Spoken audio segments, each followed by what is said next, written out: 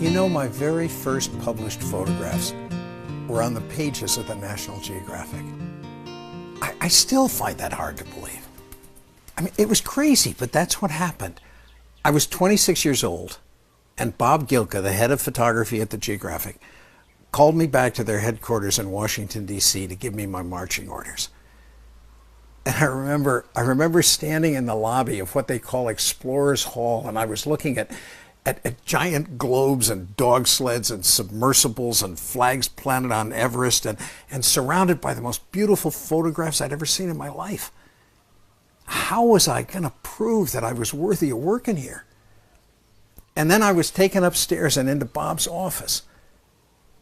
Bob was a blunt man, just straight and to the point, and honestly a little scary. Well, that morning I was completely unprepared for what he said to me. He stopped me cold. He changed the way I did everything from that day forward. He looked at me from over his desk and he said, "You know, DeWitt, the people who photograph for this magazine are the best in the world.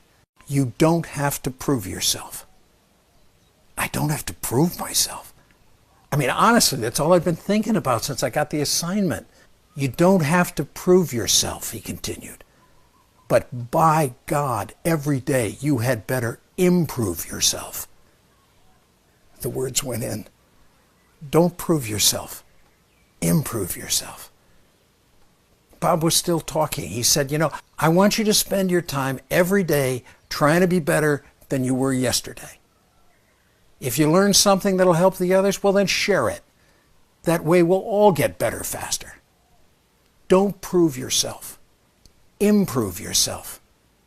Otherwise, you're fired."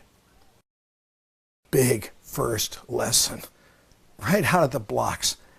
I don't know how many times I've thought about it, how many times I've acted on it since that day in Bob's office. Don't prove yourself, improve yourself. And you know, living that lesson, I've come to see that life really is a lot more about cooperation than it is about competition. It wasn't proving myself or taking others down that allowed me to succeed.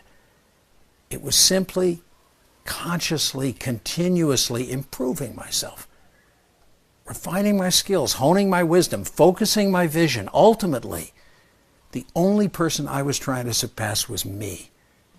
Don't prove. Improve.